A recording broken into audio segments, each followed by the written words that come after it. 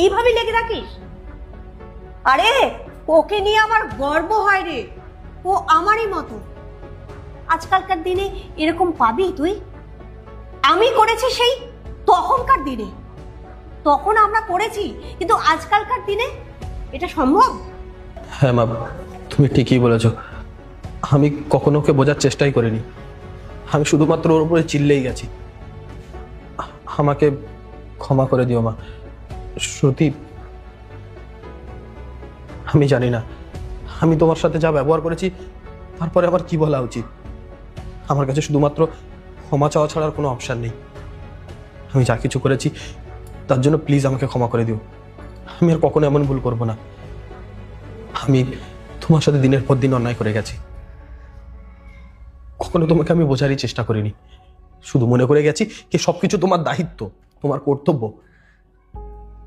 তাই তোমাকে দিয়ে আমি পশুর মতো খাটিয়েছি, কখনো তোমার দিকে ধ্যানও দিইনি।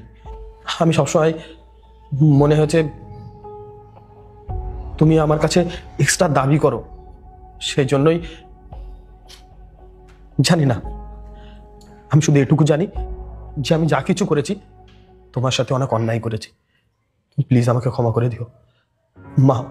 প্লিজ ওকে একটু বোঝাও না, যাতে আমাকে ক্ষমা করে দেয়। আমি আর কখনো এমন ভুল করবো না। তুই চিন্তা করিস না, আমি জানি ও কেমন। তুই যদি মার স্যাক্রিফাইস দেখিস তাহলে ওরটাও একটু খেয়াল কর। ও কিন্তু অন্য বাড়ি থেকে আমাদের কাছে এসেছে, তুই ওকে বোঝ। না না, ক্ষমা কেন চাইবে? তোমার কোনো ব্যবহারে বা তোমার কোনো কথায় আমি কোনো কষ্ট পাইনি। তুমি তোমার স্বামী হও, তোমার অধিকার আছে আমাকে দুটো কথা শোনানোর। তুমি এত কষ্ট করে এসছো, জলটা খেয়ে নাও না। আর হ্যাঁ, যদি ক্ষমা না চেয়ে আমাকে একটু বোঝো তাহলে খুব ভালো হবে। তাহলে আমাদের সম্পর্কটাও হয়তো অনেক স্ট্রং হবে, আর এরকম ঝামেলা হবে না। ঠিক আছে মা, তুমি বসো, আমি চা করে আনছি।